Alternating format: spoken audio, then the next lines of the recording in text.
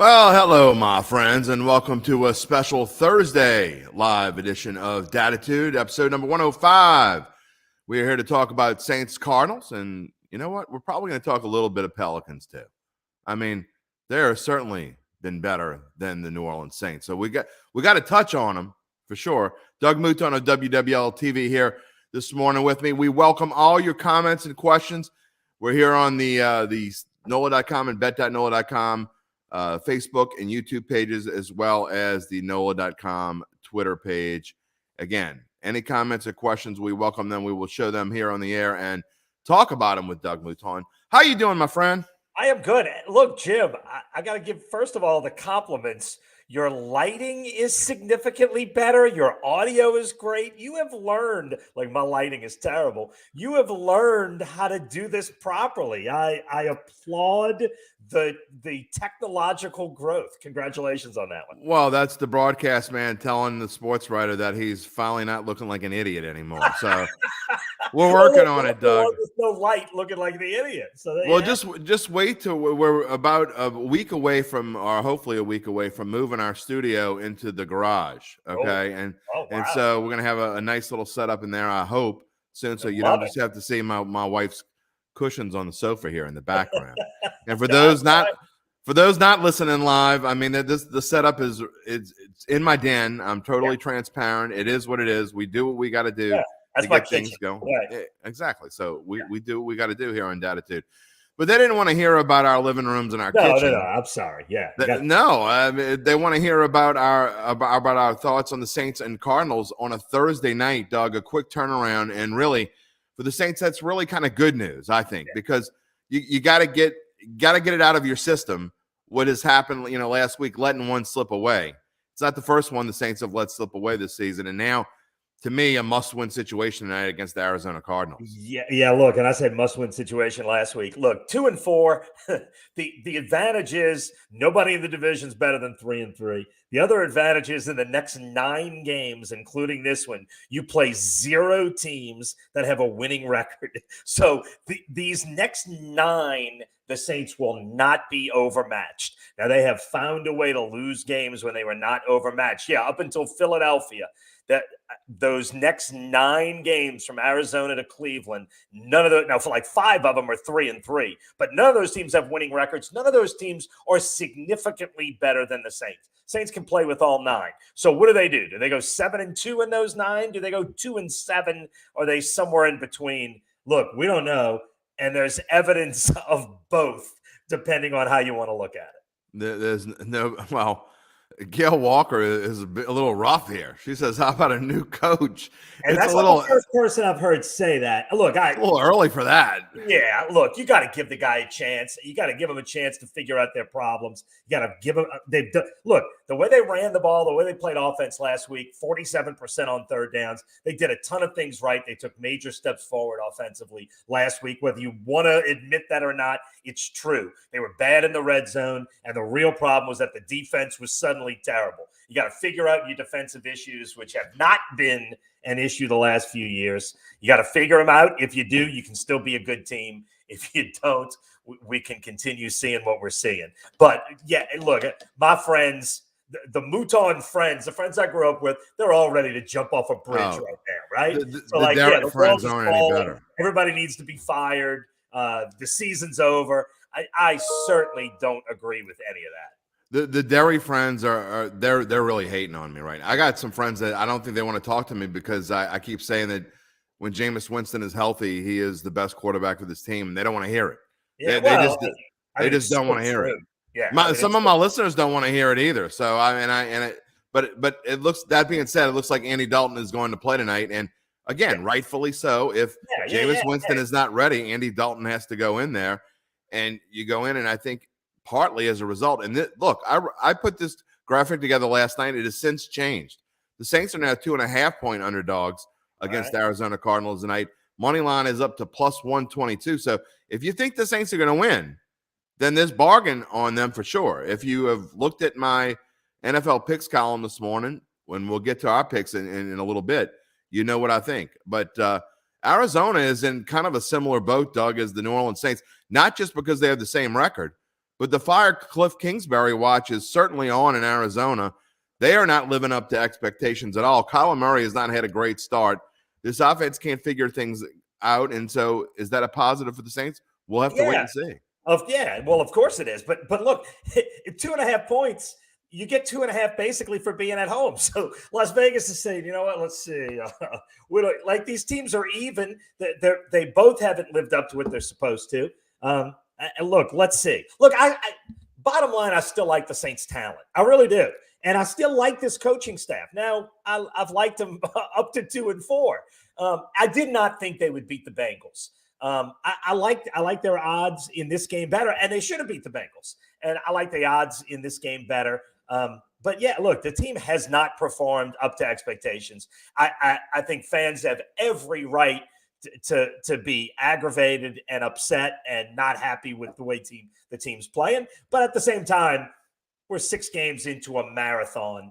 Let's let it play out a little bit more before we make grandiose projections and decisions. All right. Gail said, even though she wants a new coach, she's still a diehard fan. And I believe that.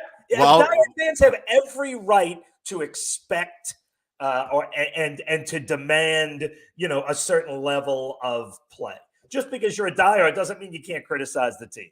Wild boy Dougie says Dennis Allen needs to go. Winston's got to go. Honey Badger's got to go. Man, he's just right. Yes, this is where we look when you're 2-4. Not play the rest of the year. Right? I mean, when you're 2-4, these are the kind of things you're going to hear from fans, and I understand the frustrations. And look, I'm frustrated too. Just because look, I'll tell you flat out. I mean, I cover the Saints as well, and not as closely as some of the other guys in the media do. I do it from a different perspective. I do it from a betting perspective more than I do from.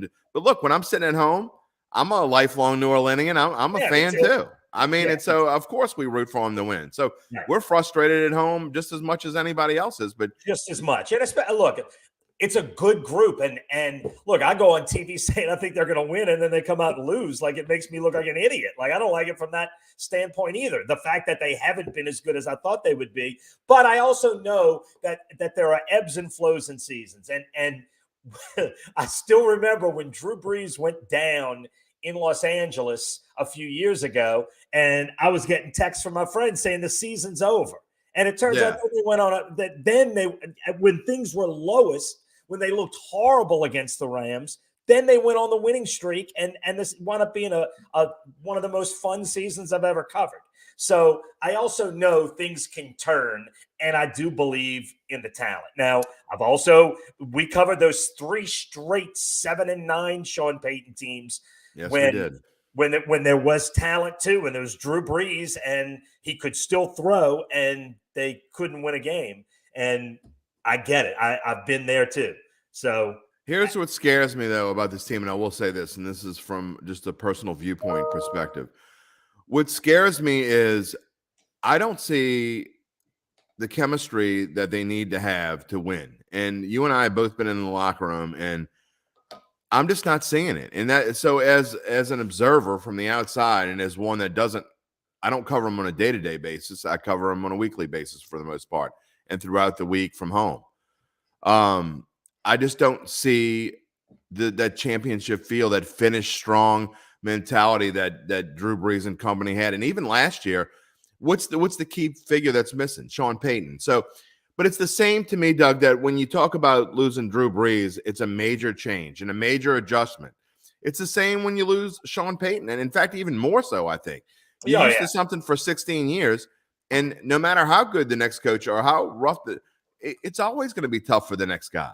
Well, sure. And that's why I think expecting there to be this period where they're figuring things out is normal. And look, I'll say this too. One of the, I do the commentaries Monday night at 10, and I watch the game multiple times. Sometimes I stay there Sunday night and watch it again at midnight. And I thought the play calling in the first couple of games was terrible and put the Saints 100% behind the 8 ball. And I think that has gotten much better and much smarter in the last couple of weeks. Look, they weren't good in the red zone this week, and that was a new problem that they didn't have in the first few games. But I think I do think they are making positive strides offensively. I do see growth and movement.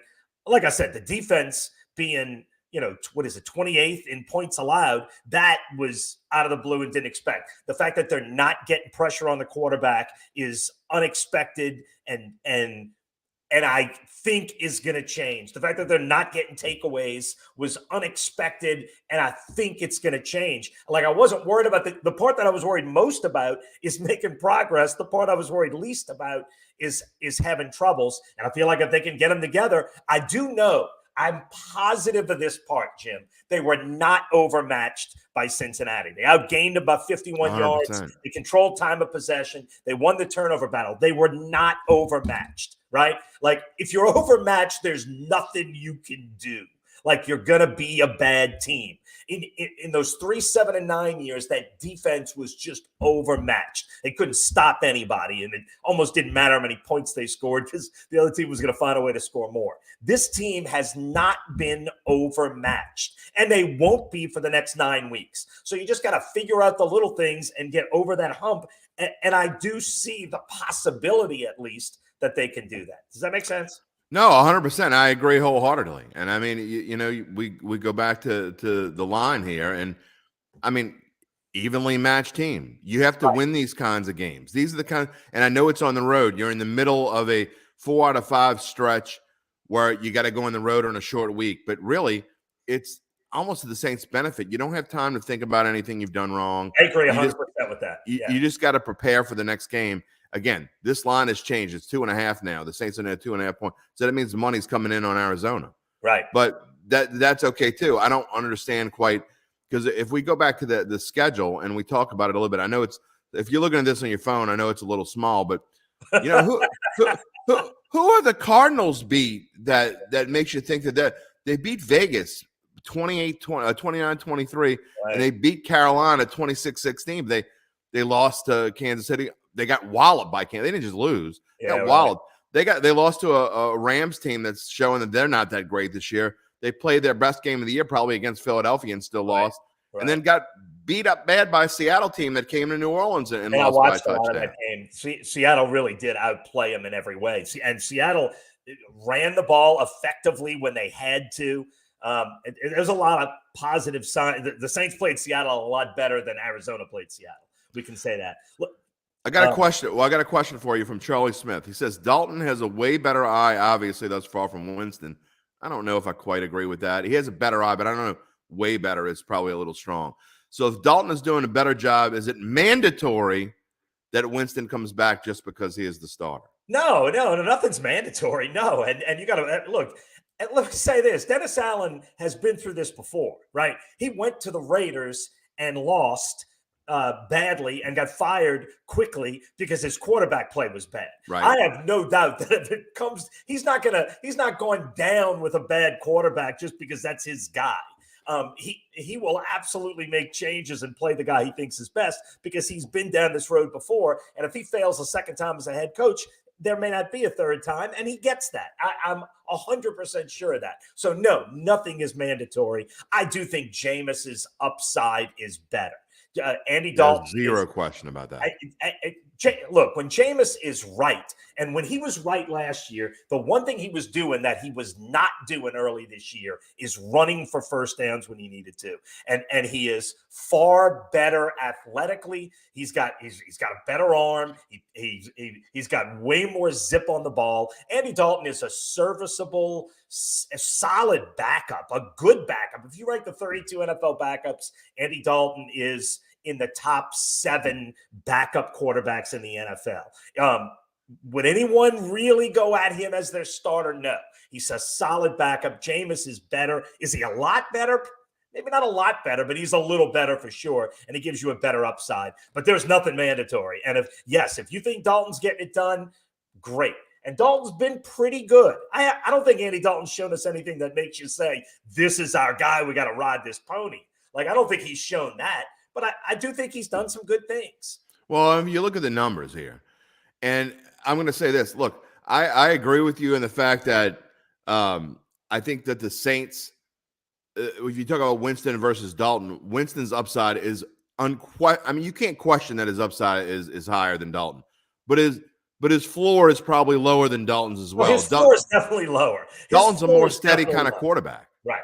No doubt. But look, the interception he threw against Seattle was inexcusable and terrible. He has been far from flawless. He's right in the middle of the pack. I think he's 15th in quarterback rating, which is about what he's been. He's been okay. Jameis has the ability to be really good. And Jameis, look, to me, I'm always betting on upside. Always. Yeah. I don't want the guy who is going to be, if they're both at their worst, that guy's going to be better. I want the guy who's going to be better on their upside, the guy who gives you a chance to beat anybody, and that's Jameis Winston. And look, do I think the Saints are going to need to go out and get a quarterback in the offseason? Without question. But that we're not in the offseason. We're in the middle of this thing, and who gives you a better chance to win? Jameis Winston at 100%.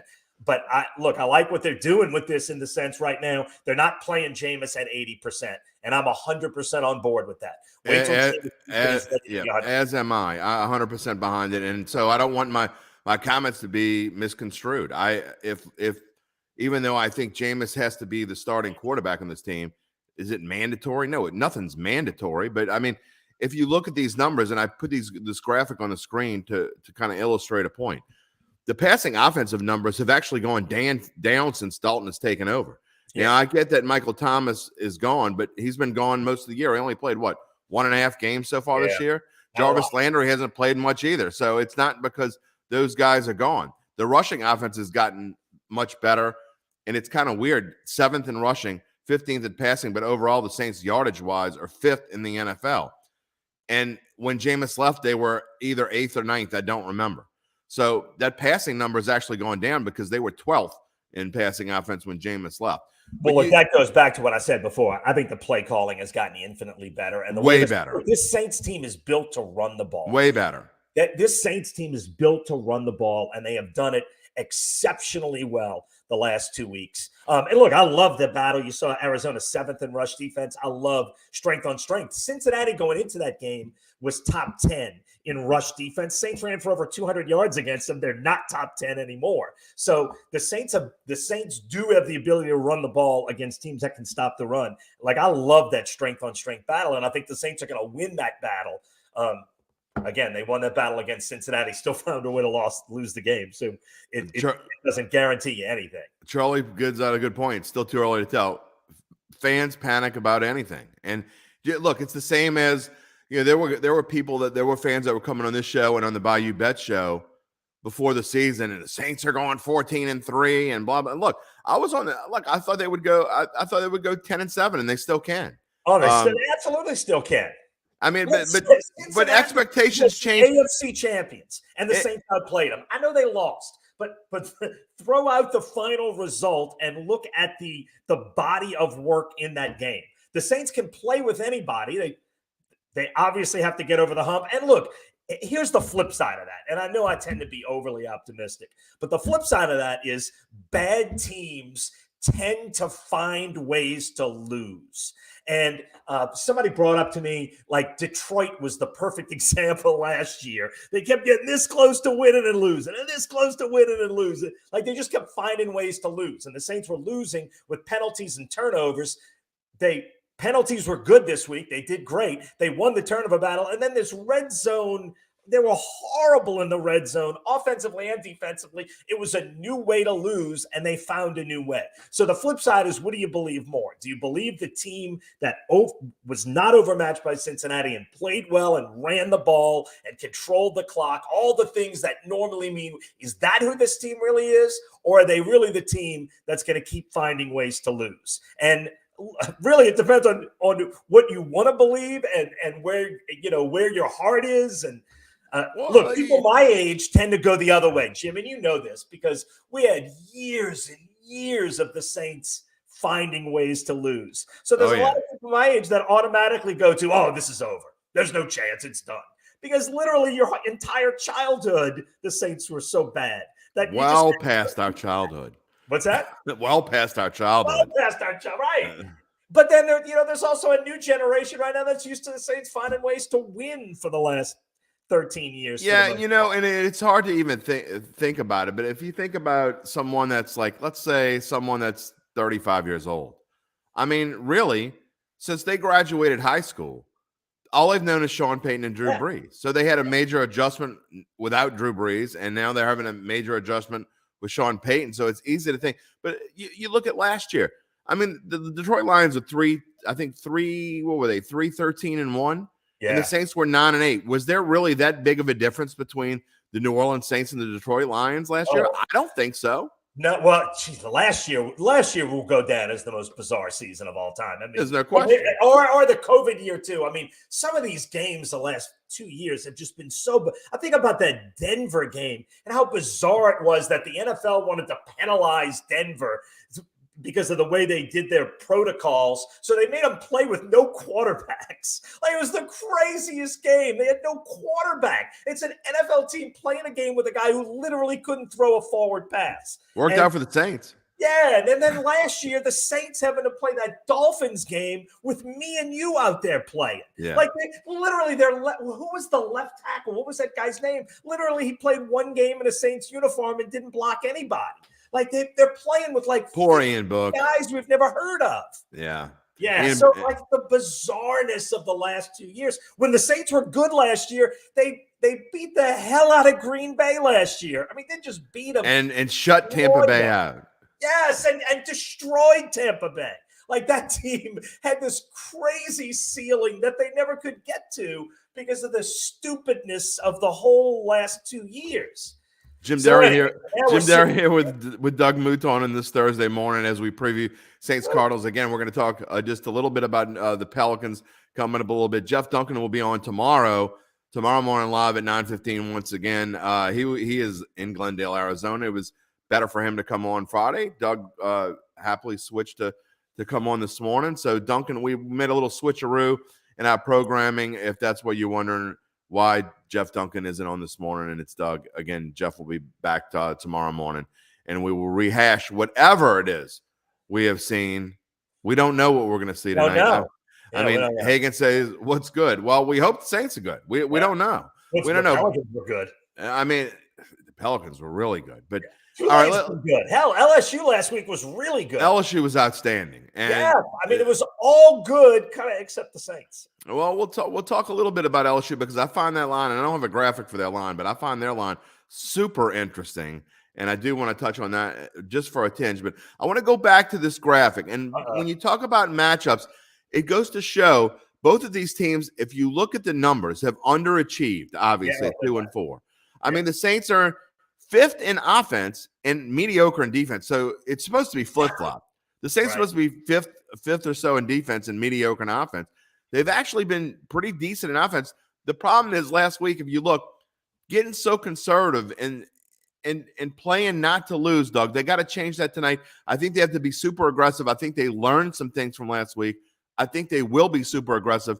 But Arizona, a little different than Cincinnati. Cincinnati doesn't have the greatest rushing defense. Arizona is 7th against the run, 20th against the pass. Saints going to have to be a little creative tonight. And then the rushing. Is tonight the night that Kyler Murray gets it going? He gets DeAndre Hopkins back. They don't have Hollywood Brown. And James Conner is banged up again, as he always is. So these matchups, does it favor the Saints or the Cardinals? Oh, who knows at this point? Look, the red zone problems last week were not a problem any other week. That's what has been so maddening about this season is that before this game, they were 80% getting touchdowns in the red zone. Before this game, they had been in the red zone 15 times and gotten 12 touchdowns. 80% is outstanding. Top 5 in the NFL. That's great. And then in this one game, they went 1 for 5 in the red zone. They're still 65% in the getting touchdowns when they get to the red zone. That's still 6th best in the NFL right now, which is good. You hope that was a one-time anomaly. And then even on defense, the defense had been terrific. Defense had given up too many points, but a lot of those points were long plays. So when teams had actually gotten in a red zone, the Saints had done a nice job until Cincinnati. They get there 3 times, they get 3 touchdowns. And one of those was the one on Joe Burrow's run when they did a terrific job on him, collapsed the pocket, and Burrow did what Burrow does and found a way to escape. It was just a great player making a great play. And that one was one of the killers of this game. But look, you can also look at it this way. The Saints offense, which was supposed to be the Achilles heel, got the ball 10 times last week and they scored 6 times. I know 4 4 of those 6 were field goals, but you score 6 times out of 10, you score 26 points with that defense, and you should win. I don't put much of the problems from the Cincinnati loss on the offense. I put 95% of it on the defense just not being able to get off the field. We're about 7 or 8 minutes away from making our predictions here because I got to spend at least 5 to 8 minutes on LSU and the Pelicans before we go off the air with Doug. So we're about 7 or 8 minutes away. If you want to make your prediction or you have a comment or a question, feel free to leave it in the comment section on Facebook or YouTube pages, and I will show it on the air. So make your game predictions now. Again, we'll put it up on the screen. Thursday night game in October. We talked about October, the prowess that the Saints have had. We're talking about that a little bit less now that they've lost. But still, I don't know if you realize this or not, the Saints have won 9 consecutive road games in October. Does that mean anything now that there's a new coach and you're talking about a lot of this from the Drew Brees era? Does it mean anything? No, I don't think so. And look, I always liked Sean Payton's chances on Thursday nights, or anytime there was weirdness like that, anytime you were going to go to London, or anytime you were going to, I always liked in the same little box. I always liked Sean Payton's opportunity to do something a little smarter and a little better than the other coach. I don't know if that's the case anymore. We don't have a body of evidence to believe that. I do agree with you from the beginning that it's good to wash your mouth out from Sunday and get a game Thursday. And I'm hoping this team plays a little more angry than they have. It's time to start figuring this out and get a little mad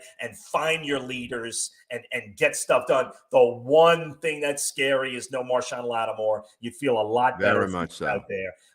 Look, Mike Thomas and Jarvis Landry are coming back. I would certainly feel better if they were there.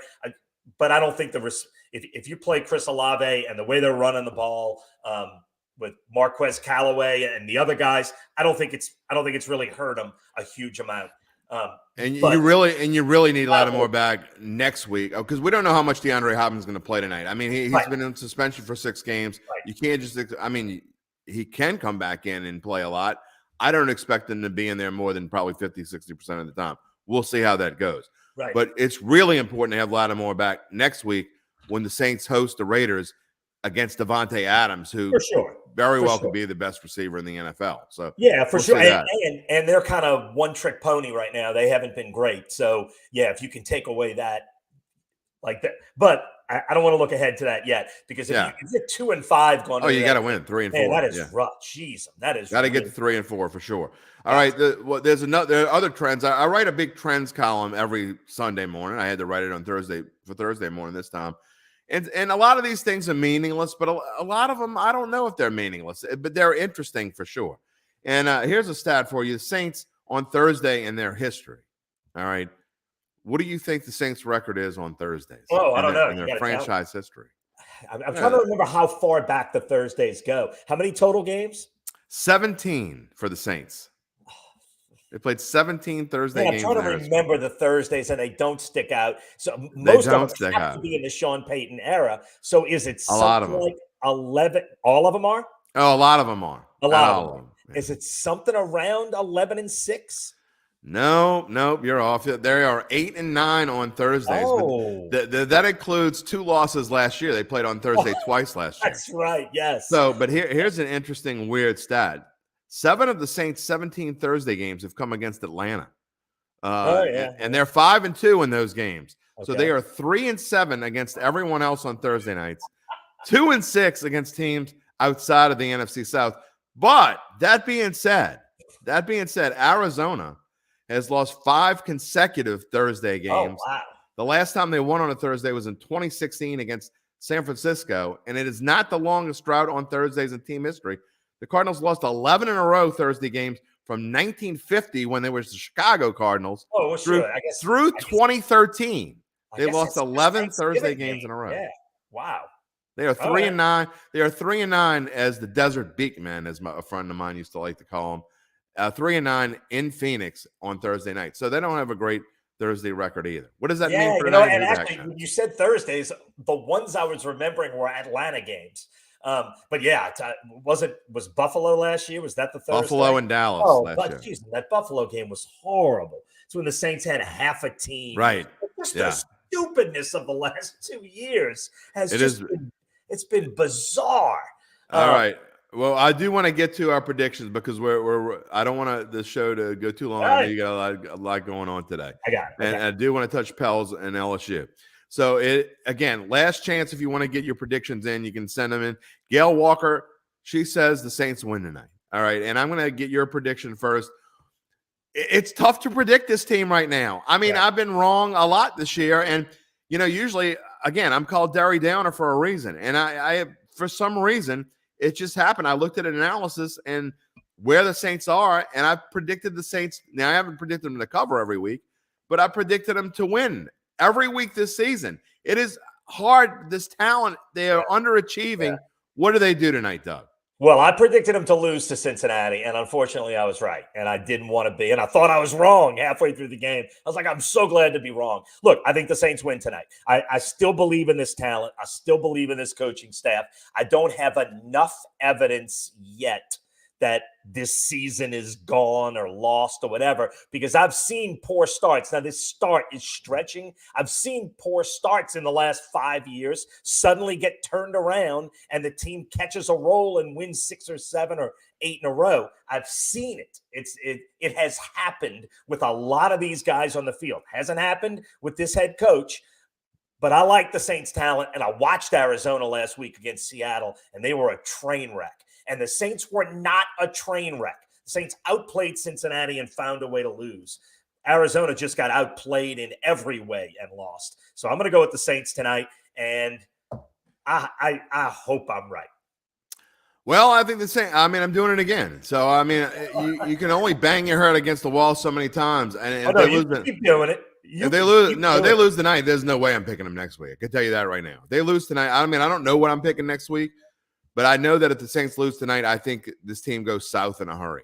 Yeah, well, look, south in a hurry is definitely in the realm of possibilities. It is. Unfortunately, it is. Catching a roll and winning these next 9 or not winning 7 of these next 9 is also in the realm of possibilities. You know what's sick is they have the serious potential to, like you say, win 7 of 9. They also have the potential to lose like 8 in a row too. They absolutely do. I know. I mean, it's the craziest thing. It's bizarro world, and it's all possible right now, depending on what point of view you come from.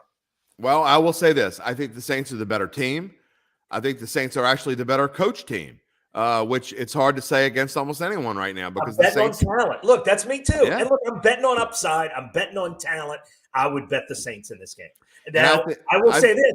I am not betting this game. I would not actually put my money on this game. But if you're going to make me make a pick, I like the Saints. I actually have the Saints in a teaser. I think that, and I don't know if you're probably not. Yeah, but you're the king. Yes. Hey, man, it's been working. Master of this new world. 21-9 this season. 21-9 this season with my best bets against the spread. So, I mean, that's. I'm winning. I'm not winning enough for myself because I don't bet big enough. I mean, let me say this: I am 0% surprised by that. Well, I mean, right. You got to pick the right. You got to make the right picks, and I think that even if the Saints lose, and if for those not familiar with the betting world, what do you do in a teaser? Is it's kind of like a parlay. You have to pick 2 teams. You get a bonus in the fact that you get 6 points added to the spread for each team. The only caveat is you have to win both of them to win the bet, and it's a -120 bet, which means you got to either bet $12 to win 10, you bet $120 to win 100.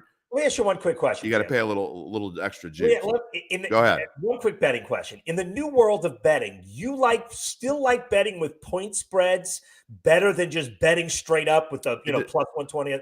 It depends on what it is, and it depends on what the sport is. Point spreads. Now, if I'm going to bet a game, I now always bet one team to win, one team to lose, whatever. I hate the point spreads. The problem is, just take, for example, if you want to bet Tampa Bay this week, okay? You think Carolina really stinks, and you want to bet on Tampa Bay. Are you actually going to lay $55 to win 10? Yeah. Okay, well, I'm not going to do If that. it's a guaranteed 10, yeah, I bet Aaron Judge to win the American League MVP. There are no. Did you watch the Tampa Bay Pittsburgh game? They're giving me money. Did you watch the Tampa Bay Pittsburgh game? There is no such thing as. Did you watch the Green Bay and the Jets game? Right. No. Did you watch the Ravens and the Giants? I'm saying if in my head it's a guarantee. No, there is no guarantee. Of course not. But if I'm sure of something like that, Aaron Judge is going to be the American League MVP, I'm going to bet that.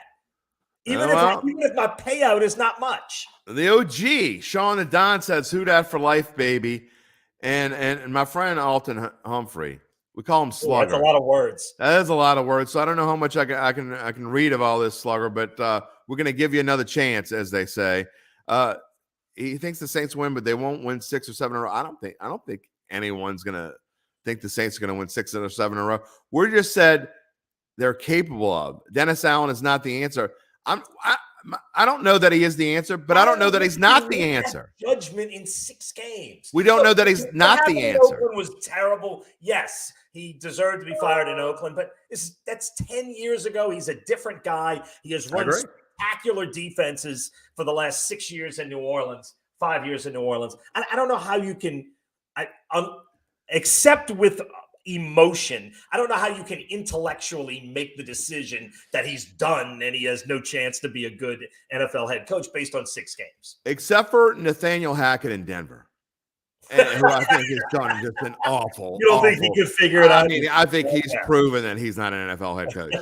But I think except in very rare cases, the judgment on a coach after 6 games is absurd. Yeah, it is absolutely absurd. You cannot say a coach should be fired or he's great. I mean, there are coaches that go, could be 5-1, 5-1, exactly. I mean, do we think that Brian Daboll is the best thing since sliced bread? That's a perfect example. The Giants are 5-1. Do we think the Giants for 10 years now? Exactly. I mean, look, 10-year contract. I was high on the Giants for the season, and a lot of it had to do because of Brian Daboll. But that doesn't mean the Giants won't finish 8-9 or 7-10. Too, it's a lot easier for us in New Orleans to make a rational evaluation of the Giants than it is for us to make a rational evaluation of the Saints. I guarantee you, football fans in New York are saying, give Daboll a 10-year contract. Exactly. Dennis Allen, I don't know. We don't know yet. The jury's still out. Like, they could be more rational about New Orleans. Anyway, well, it's always like that, more rational in New Orleans. And Uncle Big Nick, who will be on the show tomorrow, chiming in. Belichick had a losing record in Cleveland, and New England gave him a chance. I think that probably worked out okay. It did. I'm not sure I want to put that kind of like stigma on Dennis Allen. We're not comparing to Bill Belichick. No. But yeah, we're not going there. But look, I like the Saints in a teaser, and I'm going to tease them with the Las Vegas Raiders, who they're right now. The Raiders are a 7-point favorite, which means you get the Saints at 8.5. You get 8.5 points with the Saints, and you get the Raiders at -1 over the Houston Texans. So that is going to be one of my best bets of the week, actually. I do. Saints plus 8.5. I would bet that. Saints plus 8.5, and then the Raiders basically just need the win over the Texans at home after a bye week. I like that one. So wow.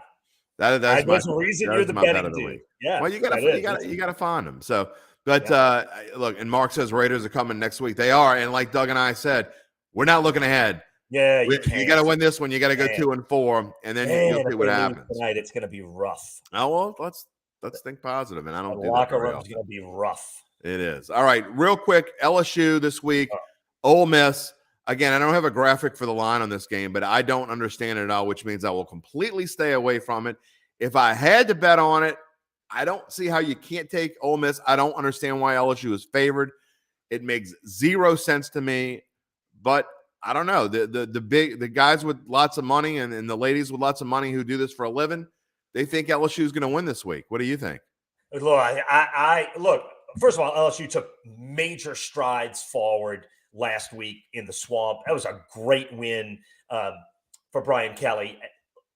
I never thought this was going to be the year that LSU was going to a New Year's Day bowl game, right? I think in Brian Kelly's first year with the amount of unknown, you have to put the expectations realistic. And what they did against Tennessee was what can happen against a top 10 team. Now we see Tennessee might be the best team in the country. I don't think Ole Miss is that good, but I do think Ole Miss is significantly better than LSU at this moment in time. I like Ole Miss's chances to win this game. I still like everything Brian Kelly's done. That's not an anti-LSU thing. It's just I don't think they're ready to play with a top 10 team in the country yet. And I do think Ole Miss is legitimately, they're 7 right now, legitimately a top 10 team in the country. And I don't think LSU is there yet. Lane Kiffin I'm positive they're not there yet. But I like Ole Miss Saturday. I'd love to be wrong. Lane Kiffin will find a way to screw that team up. I think is an overrated, overhyped coach. I know people like that style, and Ole Miss fan. Look, compared to what Ole Miss has had in the past, he's fantastic. Right. But I think he's overrated and overhyped, and I don't think they're ever going to win anything big with him as a coach. Now they can be what they are now and be 9 and 10 win teams, which again is a major upgrade for Ole Miss. Yeah, and he's a good recruiter in the country. I mean, they're 7th in the country. Yeah, well, that's the first college football playoff poll's not out yet, but if that was out, I think that's about where they'd be. When they play Alabama, they're going to get the hinges. Yeah, we'll see, and we'll see when we get there. I am really curious to see how they match up with LSU, but Ole Miss has looked good so far this year.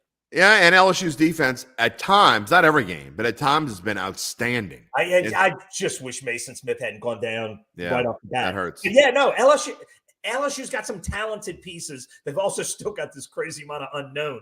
But I do think they made real positive strides against Florida in a big way, which gives them more of a chance this week. But I would not bet for LSU to be top 10 good at this point. That is a stay away game for me. But I will say this: if you got the over on the LSU at the 7 wins, if you got the over on that. Yeah. If LSU wins this game, I think you're golden. I mean, I think the Saints. I think LSU could win. If they win this one, I think they're better than Texas A&M. Really, I think they're at this point. I think they're better than Arkansas.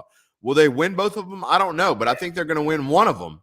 Right. They're not going to beat Alabama against Florida.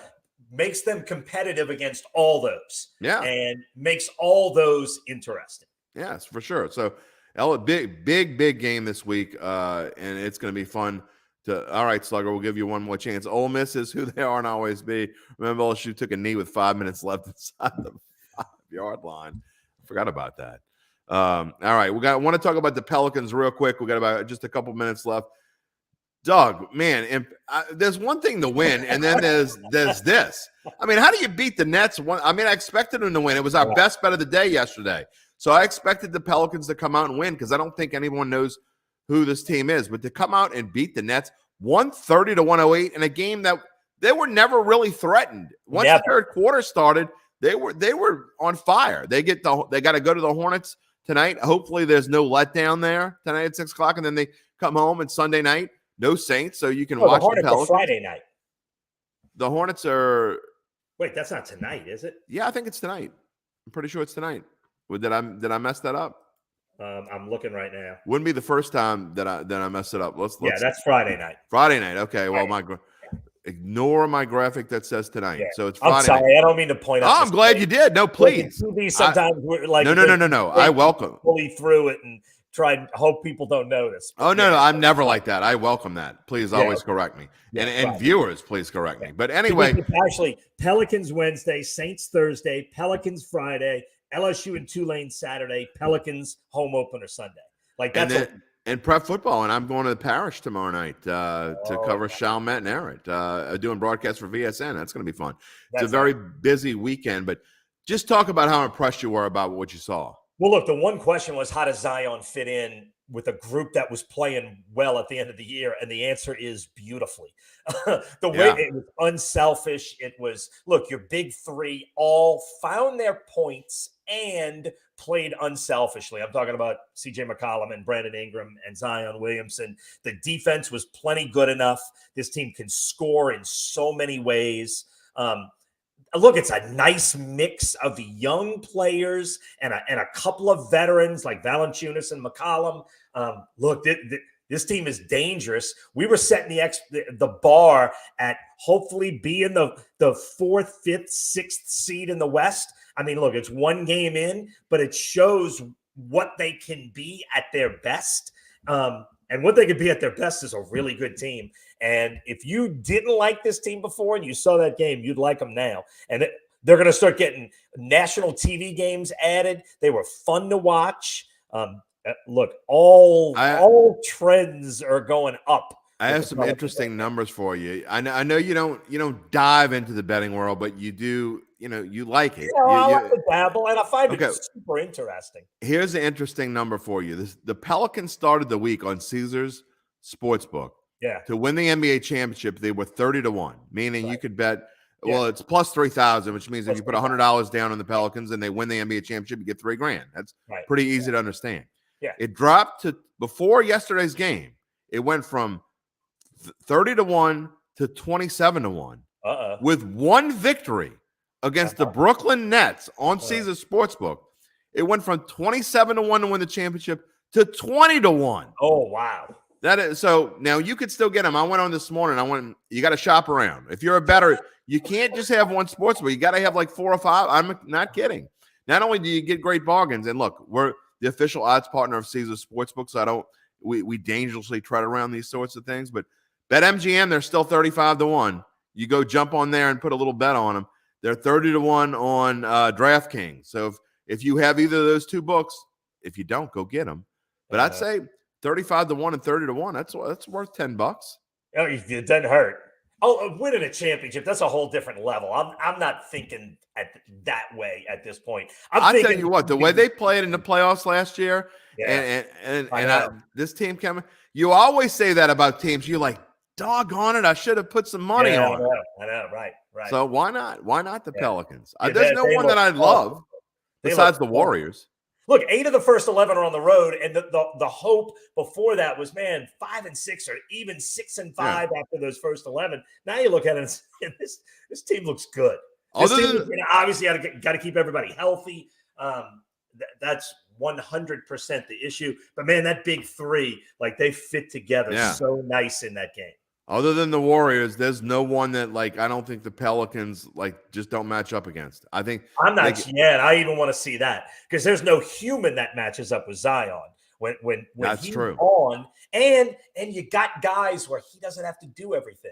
I mean, Ingram and McCollum and look, Trey Murphy hit 4 threes, and that is something that's really going to matter in close games. Is you give it to Zion on the inside, and just let him kick it out. I mean, that's the whole nature of this offense. And if you got guys who can hit threes, you can beat anybody.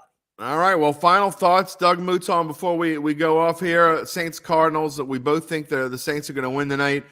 What must the Saints do right as our final thought before we go off the air? What must they do to win this game and come away at 3-4? Well, I got to run the ball. I mean, they ran it last week and lost, but you got to run it. You got to control the clock. You got to do all those things that they did successfully last week. It's the winning formula. It's what this team does best. Arizona's 7th in the NFL in rush defense. It's strength on strength. That makes it fun. But Cincinnati was top 10 too before the Saints ran for over 200 yards on them. You run right at them. You use Kamara as much as you can. You get Taysom Hill 7 or 8 carries in there too, and let's see what happens. If they run the ball and control time of possession, I still love their chances to win, and I still like this team despite the fact that it didn't work against Cincinnati. Put me on record. I'm in complete 100% agreement with Doug Mouton. That doesn't happen every day. No, that rarely happens. But it happens today. Someone from Canada, I got to put this up before someone from Peter Provost from Canada is saying, go Card. Hey. Right. We welcome Cardinals fans to listen into. And we welcome Canadians. Yeah, Canadians are fine. I mean, the Toronto Blue Jays, I had them a ticket on them. They didn't. I love the Blue Jays, but they didn't come through. It's all good. And speaking of baseball, Doug Mouton, winner of the Billy Rainey League. I mean, he wrested the championship after back-to-back titles by the Dairy Bombs, the dugouts. Wait, where did we finish? I'm trying to remember. It was bad. It was bad. I did that. Look, 21 years in this league. I was fighting all the way through. I have never finished last, and I refused to finish last, and I didn't. So I accomplished my goal of not finishing. I finished 9th. Look, I bought pitching. I bought it heavy. I went after my guys. It was ugly. Well, my big hitter was Manny Machado. I spent my money. That's who mine was for 2 years. And Manny Machado's been on a championship team in the BRL for 3 straight years now. His third base is so bad in the National League, and Austin Riley was already a keeper. I had Arenado. Money on Manny Machado, and it was the smartest move I ever made. Yeah, well, we'll see how it goes next year. I'll be Well, back in this thing. Keeper too. He won't be on the market. I can tell you that. I'll be back in this thing next year. We'll see how it goes. Oh, Doug, thank you for joining us on this Thursday. 4th down and 4 this Sunday night, and then the Saints are back on Channel 4 the following week against the Raiders. Channel 4 we'll next week. Thursday night special. Whenever the games are on Channel 4, we'll have a Thursday night special to get you ready for it for the Raiders game. We'll be looking forward to it. Thank you for joining us, and we'll talk to you soon. I'm sure well before the season's over. If not, we'll have a hot dog in the dome. Yeah, there you go. All right, Jim. All right, talk to you later.